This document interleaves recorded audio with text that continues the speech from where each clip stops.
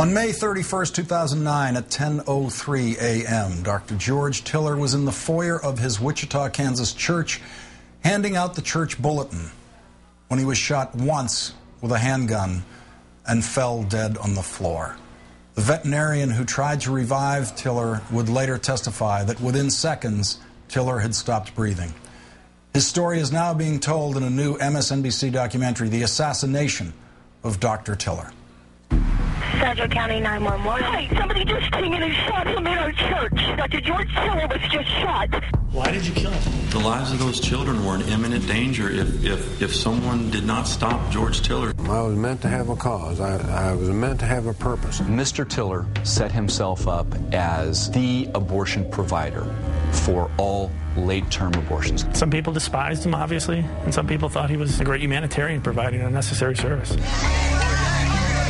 The anti-abortion movement had one mission in Wichita, Kansas: shut down Dr. George Tiller's clinic by any means necessary. Their approach was to wear him down and to peck at him from every angle. Find out where the child killer lives. Find out where his wife has her hair done. From harassing him personally at his home to harassing the staff, patients coming into the clinic. He was a vile, despicable human being. He was a murderer.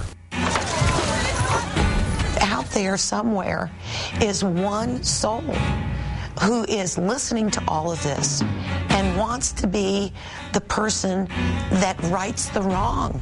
If someone did not stop him, they were going to continue to die. The babies were going to continue to die. And Scott Roeder thought he was the Redeemer.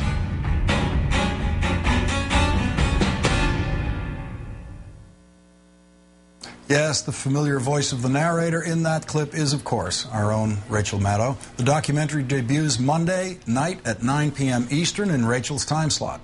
Joining me now, herself, Rachel Maddow. Rachel, some stories we cover are news, some stories are history. Yeah. And sometimes we know it when we're covering history. When did you realize that this moment in the national abortion argument was history worth documenting this way?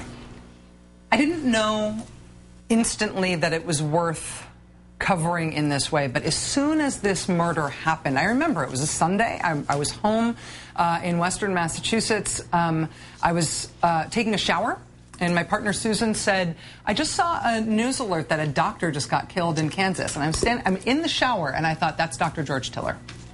And it's because I've paid enough attention over the years to the fight over abortion that I knew that this was, if a doctor had been murdered in Kansas, I was pretty damn sure before learning anything else about it that it was this, that it was Dr. Tiller being assassinated finally. It was a culmination of a campaign against him. And there just aren't that many things like that in American politics.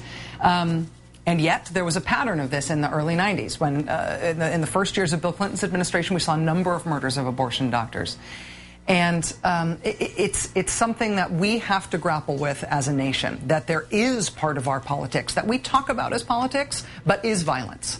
And it's a pattern that we've experienced before, and the prospect that we are about to start this pattern again with yet more murders is important. Now, part of why you knew it was Dr. Tiller is that he was shot before, in 1993, something that I didn't realize until looking at the documentary. Why did he keep doing this work?